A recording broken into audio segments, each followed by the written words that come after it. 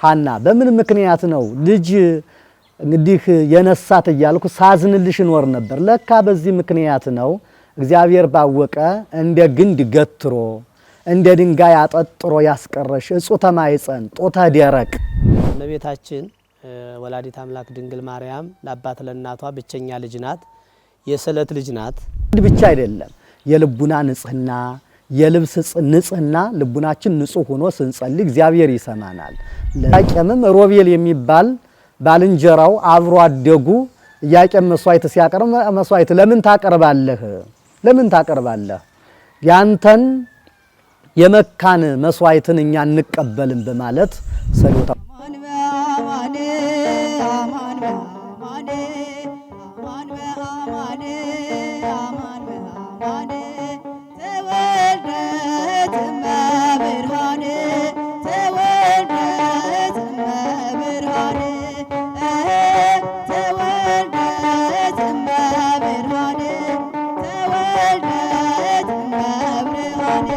በዚህ ስለታቸውን እግዚአብሔር ተቀብሎ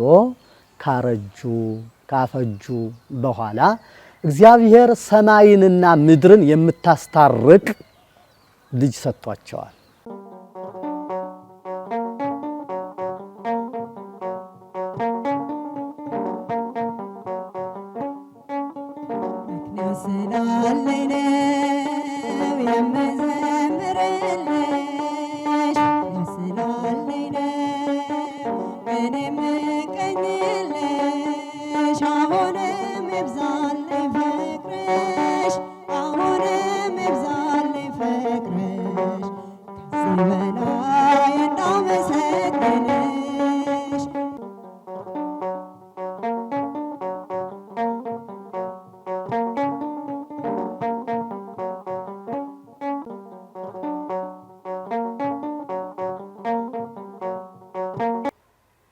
በስመ አብ ወወልድ ወመንፈስ ቅዱስ አሐዱ አምላክ አሜን።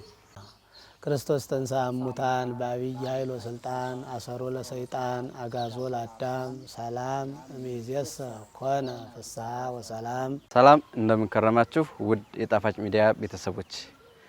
እንግዲህ ግንቦት 1 ቀን የእመቤታችን የቅድስት ድንግል ማርያም ዓመታዊ ክብረ በዓል ነው። እመቤታችን ቅድስት ድንግል ማርያም የተወለደችበት ክብረ በዓል ነው። በቅድሚያ እንኳን አደረሳችሁ እንላለን።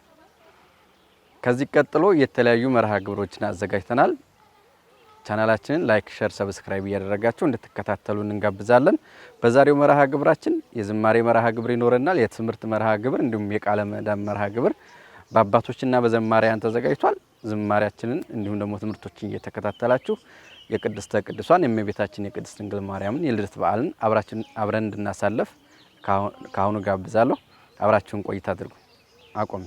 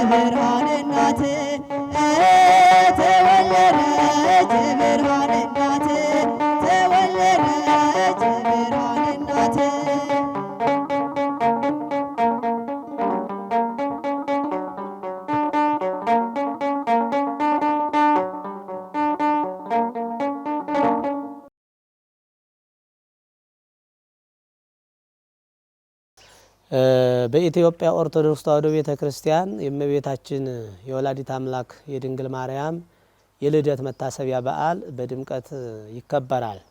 ይሄም እንግዲህ እመቤታችን ወላዲት አምላክ ድንግል ማርያም ለአባት ለእናቷ ብቸኛ ልጅ ናት። የስዕለት ልጅ ናት። አባቷ ቅዱስ ኢያቄም እናቷ ቅድስት ሐና ይባላሉ።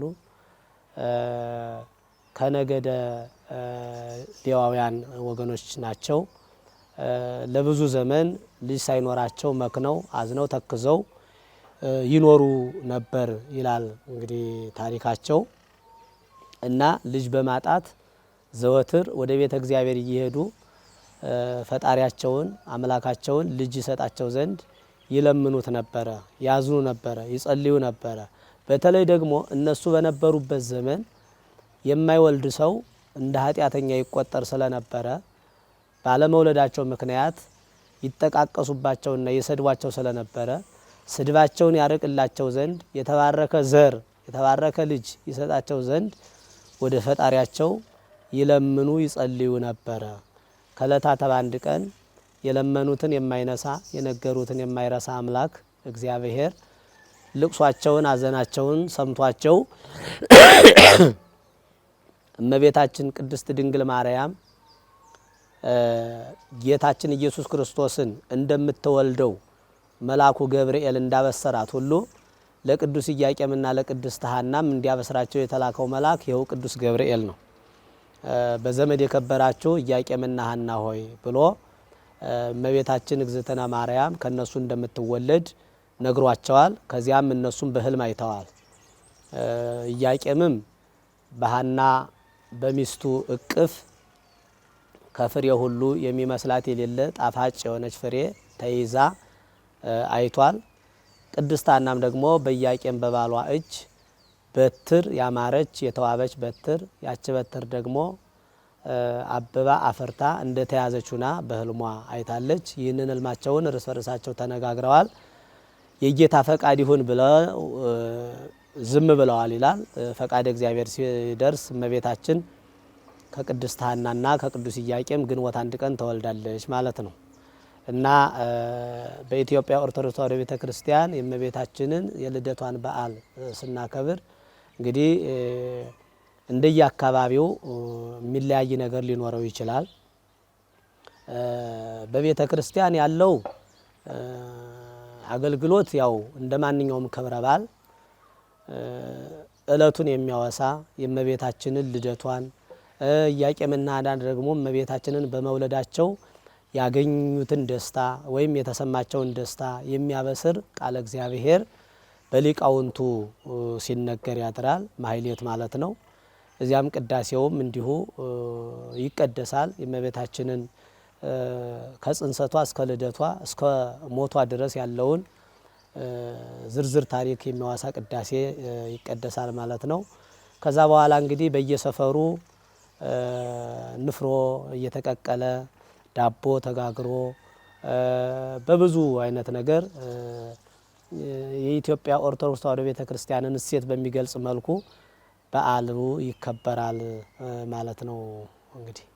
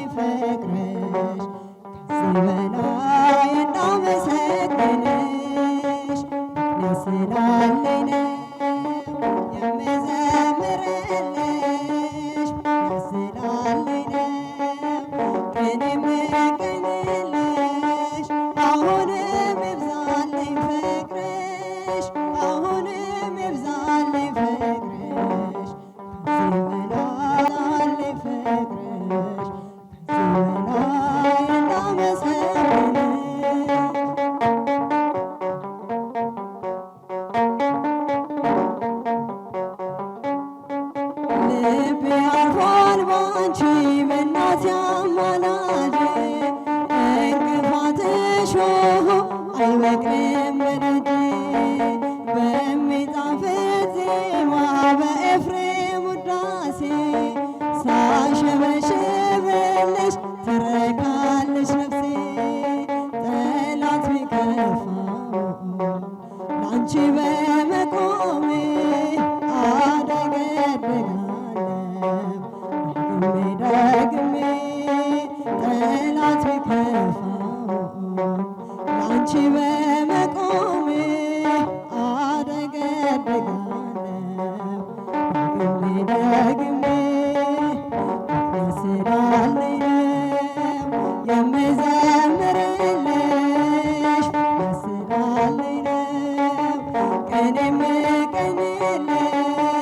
አሁንም ይብዛልኝ ፍቅርሽ አሁንም ይብዛልኝ ፍቅርሽ ከዚህ በላይ እንዳመሰግንሽ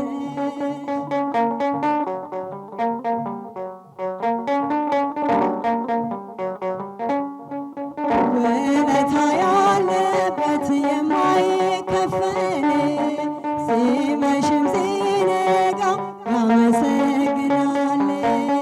ማርያም ማርያም ይላል ምድርና ሰማዩ በልጅሽ መከራ ሞቶለት ገዳዩ ጠላት ቢከፋው አንቺ በመቆሜ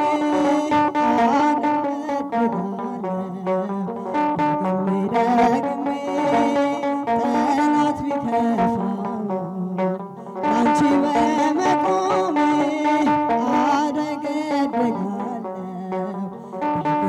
ደግሜ ስላለኝ ነው የምዘምርልሽ ስላለኝ ነው ቅኔ የምቀኝልሽ አሁንም ይብዛልኝ ፍቅርሽ አሁንም ይብዛልኝ ፍቅርሽ ከዚህ በላይ እንዳመሰግንሽ ስላለኝ ነው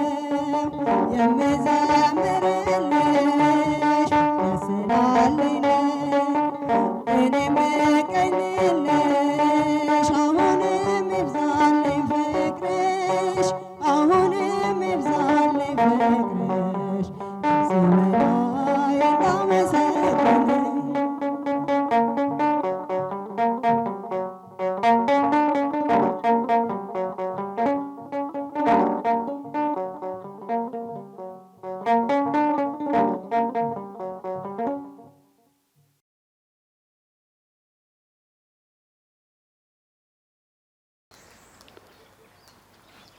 የተከበራችሁ የኢትዮጵያ ቤተ ክርስቲያን የድምጽ የሚሰማችሁ ምእመናን በኃያሉ በገናናው በልዑል እግዚአብሔር ፍጹም ሰላም እንደምን አላችሁ?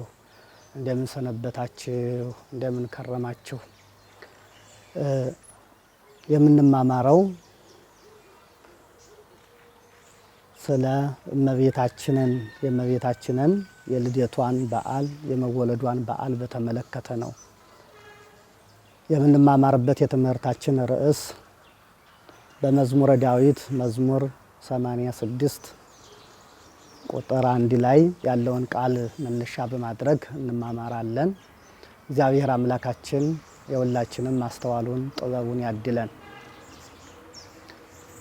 ቃሉ እንዲህ ይላል፣ መሰረታቲሃ ውስተ አድባር ቅዱሳን፣ መሰረቶቿ በተቀደሱ ተራራዎች ናቸው ይላል።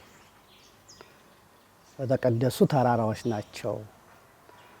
የተቀደሱ ተራራዎች በማለት ንጉሥ ዳዊት ይህን ቃል ከመሰረቶቹ አንስቶ ሲናገር ይህን ቃል ተናግሯል ማለት ነው። ይህ ቃል የተነገረው ስለ እመቤታችን ከኢያቄምና ከሐና ከደጋጎቹ አባትና እናቷ ስለ መወለዷ በትንቢት መነጽር ተገልጾለት እግዚአብሔር በገለጸለት ነቢያት ስላለፈው በጊዜው ስላለው ወደፊትም ስለሚመጣው እግዚአብሔር መንፈስ ቅዱስ በገለጸላቸው ልክ ተገልጾለት መሰረቶቿ የተቀደሱ ተራራዎች ናቸው በማለት ንጉሥ ዳዊት ተናግሮታል። ይህን ቃል ስለ እመቤታችን ወላጆችና ስለ እናታችን ስለ ንጽሕተ ንጹሐን ስለ ቅድስት ድንግል ማርያም የተናገረው ቃል ነው። ተራራ ከምድር ከፍ ብሎ ለሁሉ የሚታይ እንደሆነ ሁሉ እነሱም በቅድስና በንጽህና ለሁሉ አርአያና ምሳሌ ሆነው የሚታዩ ወላጆች ስላላቸው ታላላቅ ተራራዎች በማለት ይህን ቃል ገልጾታል ንጉሥ ዳዊት ማለት ነው። ስለዚህ እንደሚታወቀው እናትና አባቶቿ ቅድመ አያቶቿ እግዚአብሔርን የሚያመልኩ በሕገ እግዚአብሔር የሚጓዙ ታላላቅ አባቶች ነበሯት። ለምሳሌ ከቅድመ አያቶቿ ስንነሳ ቴክታ፣ በጥሪቃ የሚባሉ በዘመድ የከበሩ በሀብት የከበሩ ሁሉ ነገር የመላላቸው የደላላቸው እግዚአብሔር በረድኤቱ የጎበኛቸው ታላላቅ ሰዎች ነበሩ እና ግን ይሁንና በሀብት የከበሩ በዘመድ የከበሩ ሆነው ሳለ ልጅ ግን የእግዚአብሔር ስጦታ የሆነው ልጅ አልነበራቸውም። ስላልነበራቸው በዚህ ምክንያት ትዳራቸውን አልፈቱ። የምናየው ነገር ምእመናን ትዳር ታላቅ ነገር ነው። ታላቅ ነገር ነው። እግዚአብሔር የሚሰጠው በመጀመሪያ የሰውን ልጅ እግዚአብሔር ሲፈጠር የምትመቸው ረዳት እንፍጠርለት ብሎ የፈጠረው ለአንድ አዳም አንዲት ሔዋን ተፈጥራለታለች፣ ተሰጥተዋለች። የምትረዳው፣ የምትጠቅመው፣ የምታግዘው ማለት ነው። የመጀመሪያው የትዳር ዓላማ መረዳዳት ስለሆነ እንግዲህ የትዳር ዓላማዎች 3 ናቸው። የመጀመሪያው መረዳዳት፣ ሁለተኛው ዘር መተካት፣ ሶስተኛው ከዝሙት መጠበቅ ነው። ይህ ነገር የመጀመሪያው መረዳዳት እስከሆነ ድረስ ዘር እንኳን አላገኘንም ብለው ትዳራቸውን አልበተኑም። ትዳራቸውን ወደ መበተንና ልጅ ካላገኘን ምን ያደርግልናል ወደ ማለት አልደረሱም ማለት ነው። በዚህ መልኩ ምን አደረጉ? እነሱ ወደ እግዚአብሔር በመጸለይ እግዚአብሔርን በመጠየቅ በራእይ መልኩ ራእይ ገልጾ እግዚአብሔር ልጅ ሰጥቷቸዋል ለቅድመ አያቶቿ ለቴክታና ለበጥሪቃ ማለት ነው። ስለዚህ እነዚህ ልጆች ደግሞ ልጅ ሲሰጣቸው ከመስጠቱ በፊት እግዚአብሔር በራእይ ነው የገለጸላቸው። በራእይ ሲገልጽላቸው ሁለቱም እግዚአብሔርን ጠይቀው ሱባኤ ገብተው በሱባኤው መሰረት እግዚአብሔር ራእይ ያሳያቸው። ቴክታ ባለቤቱ የበጥሪቃ ባለቤት ቴክታ ከቤታቸው ነጭ እምቦሳ ስትወለድ አየች።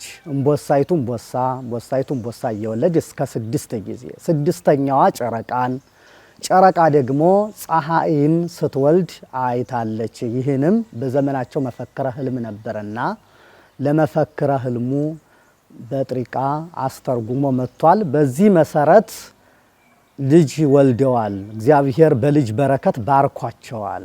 ጽናታቸውን አይቶ ታላቅ ልጅ ሰጣቸው እና እነዚህ ልጅ እንደወለዱ የልጇን ስም ሄሜን ብለው ጠርተዋታል። ሄሜን ማለት ረከብኩ ስለትየ ረከብኩ ተምኔትየ፣ የልቤን መሻት እግዚአብሔር አይቶ በልጅ በረከት ባረከኝ፣ ልጅ ሰጠኝ በማለት ነው።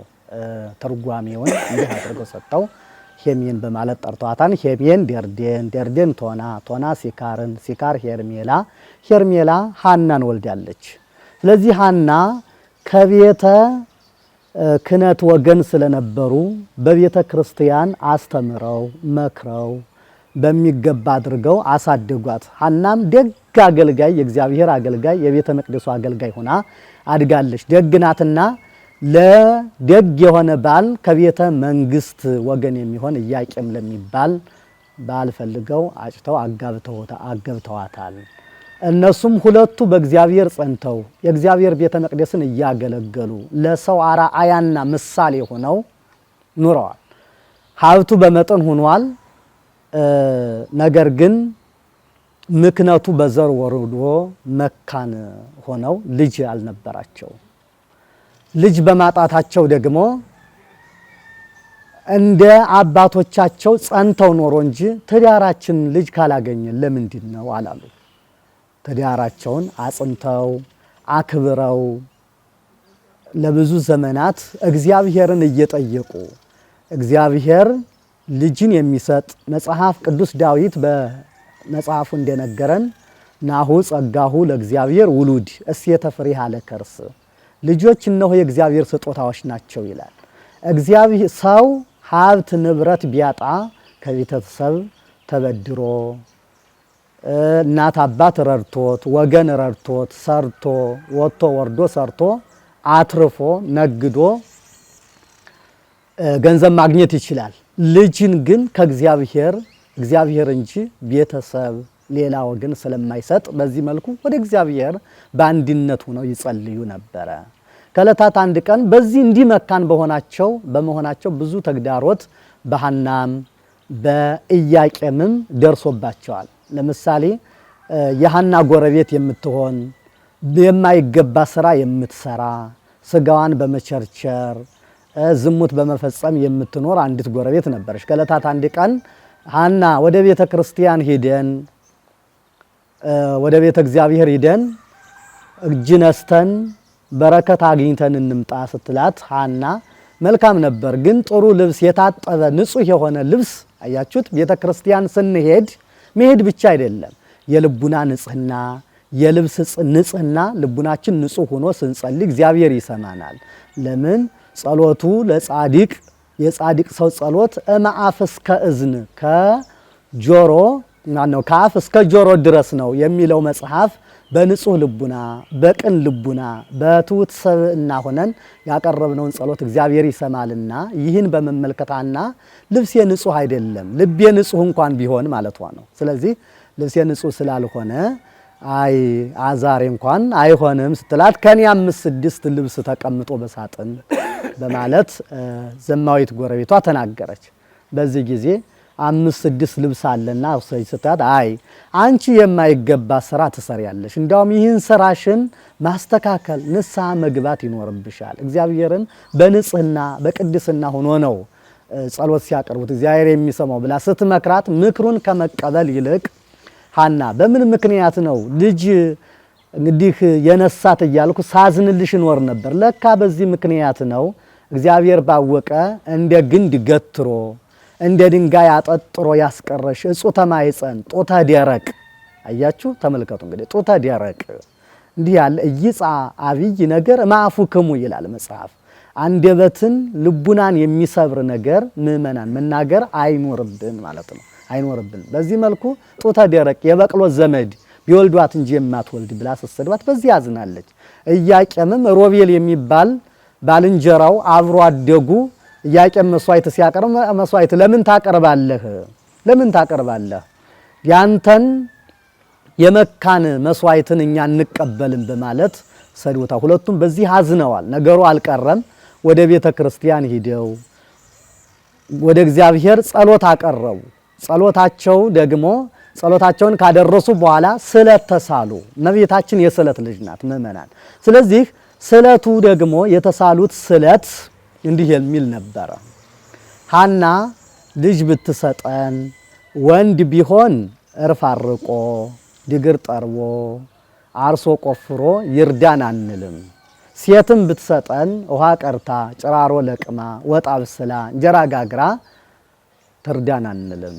ለቤተ እግዚአብሔር ወንድ ከሆነ አንጣፊ ጋራጅ ቤተ ክርስቲያን እንዲያገለግል መጋረጃ በመጋረድ ቢቻለው ደግሞ ገብቶ ተምሮ እንዲያገለግል መስዋዕት እንዲያቀርብ አድርገን፣ ሴትም ከሆነች መሶብ ፈትላ መሶበ ወርቅ ፈትላ መጋረጃውን ፈትላ ማይቀርታ ቤተ እግዚአብሔርን እንድታገለግል እንሰጣለን ብለው ተስለው በዚህ ስለታቸውን እግዚአብሔር ተቀብሎ ካፈጁ በኋላ እግዚአብሔር ሰማይንና ምድርን የምታስታርቅ ልጅ ሰጥቷቸዋል። እቺ ልጅም ሲሰጣቸው ሁለቱ ራእይ አይተዋል። በራእይ እግዚአብሔር ገልጾላቸዋል። ራእዩ እንደሚታወቀው ኢያቄም ባለቤቷ መላእክት ከሰማይ ወርደው የወርቅ መቋሚያ በእጁ ሲያስጨብጡት መቋሚያው ደግሞ ሳይተክሏት ውሃ ሳያጠጧት አብባ ዓለም ልማ አብባ አፍርታ ፍጥረታቱ ሁሉ ፍሬዋን ተመግበው ከጥላዋ ሲያርፉ ሐና ለኢያቄም ይህን አየች። ኢያቄም ደግሞ ለሐና ለክብርት ባለቤቱ መላእክት የወርቅ መቀነት ሲያስታጥቋት ነጭ ርግብ ከሰማይ 7ቱ ሰማያትን ሰንጥቃ ወርዳ በቀኝ ጆሮዋ ገብታ በማይጸኗ ስታድር ይህን ራእይ ያዩ አይተው ጧትም እርስ በርሳቸው ይህን ተነጋግረዋል። እግዚአብሔር ያውቃል ብለው በዚህ ተደስተው ሳሉ የእግዚአብሔር መልአክ መጥቶ በዘመድ የከበራችሁ ሐናና ኢያቄም ሆይ ሰማይንና ምድርን የማይወስኑት ሰማይና ምድር የማይወስኑት አምላክን በህቱም ድንግልና ጸንሳ በህቱም ድንግልና የምትወልድ ታላቅ ብላቴና እግዚአብሔር ይሰጣችኋልና መስዋዕት ሳትሰዋ ለካህናት የሚገባውን ሳታቀርብ ለነዲያን ምጽዋት ሳታቀርብ ከሐና ከባለቤት ጋር በክቡር አብስዎ በክቡር ጋብቻ እንዲያትገናኝ ይህን ሁሉ አድርግ ብሎ የእግዚአብሔር መልአክ ነግሮት የእግዚአብሔርን መልአክ ሰምቶ ይህን ራእይም ሐምሌ 30 ቀን ነበሩና ያዩት። በዚህ ራእይ ኢያቄም ከመልአኩ ያየውን መልአኩ የነገረውን ተቀብሎ ለእግዚአብሔር መስዋዕት አቅርቦ ለካህናት የሚገባውን አቅርቦ ለነዲያን ምጽዋትን አቅርቦ ነሐሴ በገባ በሰባተኛው ቀን እናታችን ሰማይና ምድር የማይወስኑትን አምላክን በቱም ድንግልና ጸንሳ በቱም ድንግልና የወለደች ቴክታና በጥሪቃ ያዩት ሰባተኛዋ ጨረቃ ድንግል ማርያምን ጸንሰዋል ማለት ነው። ጸንሰዋል። እሷን ጸንሰው ሳለ ብዙ ተአምራት በጽንስ እያለች አድርጋለች እመቤታችን። እንደው ከተአምራቱ መካከል ሁለቱን ብናነሳ ቤርሳቤህ የምትባል አክስት ነበረቻት፣ የሐና አክስት ነበረች። እርሷ እንደው እግዚአብሔር በረድኤቱ በልጅ በረከት ጎበኘሽ መሰለኝ ብላ ሆዷን እንዲያሳ አይነ ስውር ነበረችና አይኗን ብትነካው አይኗ በርቶላታል። እመቤታችን በማህፀን እያለች የቤርሳቤህን አይን አበርታለች ማለት ነው። ይህ ከተአምራቱ አንዱ ነው። ሁለተኛው ሳምናስ የሚባል ወደ አጎት ነበራት። በጣም የምትወደው የምታከብረው አጎት ነበራት። እሱ አረፈ።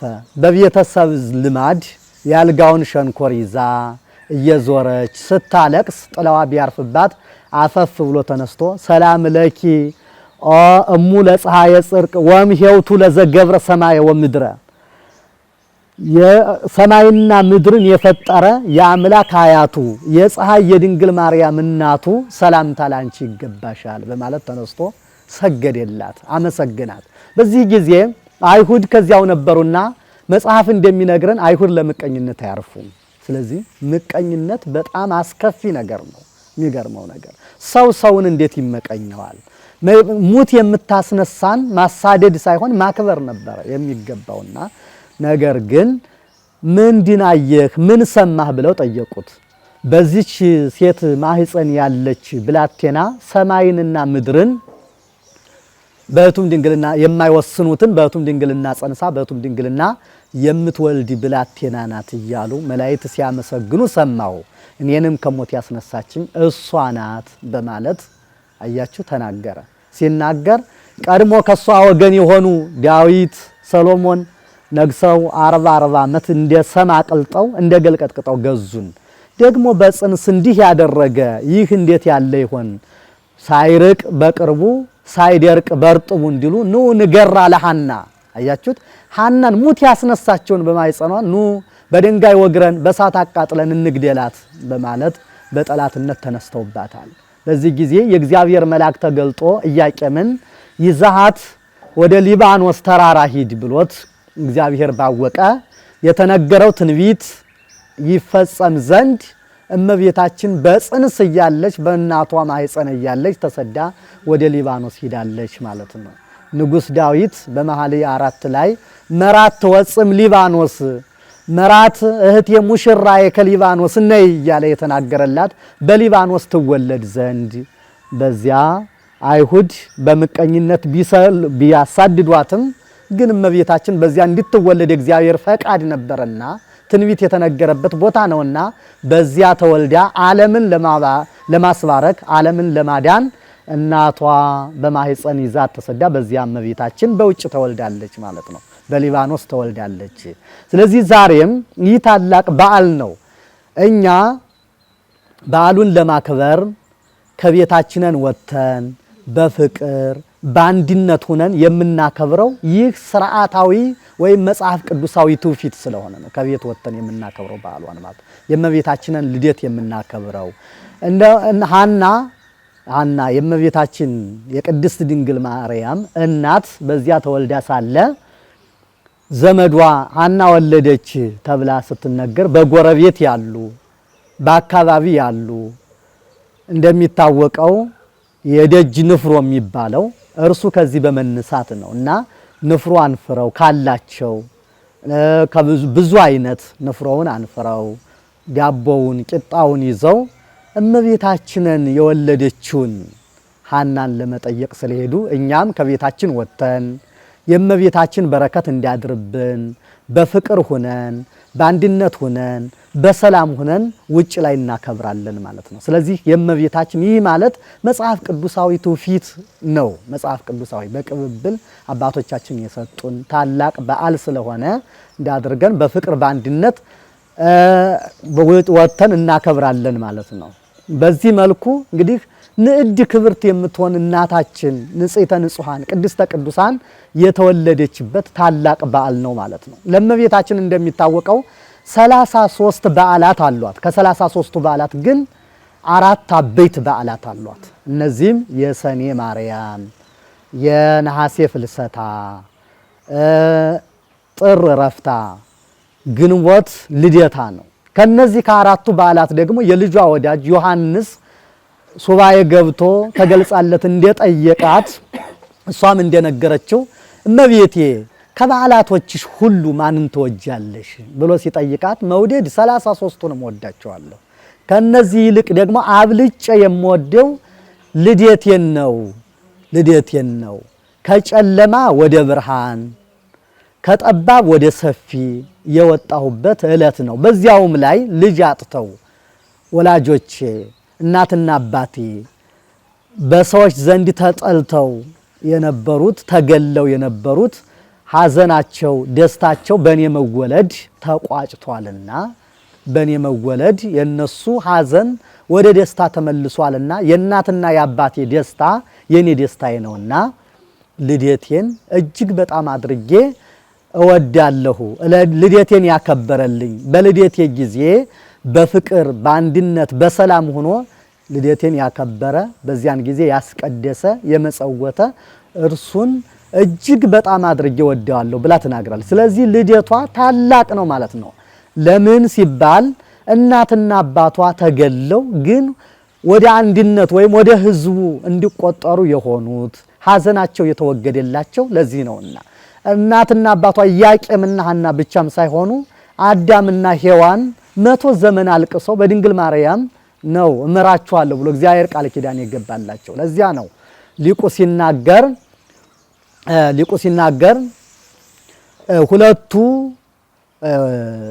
ሁለቱ ሽማግሌዎች አለቀሱ፣ አዘኑ። ለምን? በማዘናቸው በማልቀሳቸው ረከቡ ወለተ ዘታስተሰሪ ጌጋዬ በደልን የምታስወግድ 5500 ዘመን የነበረውን የአዳምን በደል የአዳምን ሐዘን የምታስወግድ ልጅን አገኙ ካለ በኋላ ኢያቄም ወሐና ወለዱ ሰማየ ኢያቄምና ሐናም ጨረቃን ያስገኘችውን ሰማይን ወለዱ። ሰማይ ወሙኒ አስረቀት ፀሐይ ሰማይ ድንግል ማርያም ደግሞ ፀሐይን አያችሁት፣ ፀሐይን ክርስቶስን እውነተኛውን ብርሃን አስገኘች በማለት ተናግሮታል። እውነተኛ ብርሃን እመቤታችንን ምስራቀ ምስራቃት በማለት እንጠራታለን።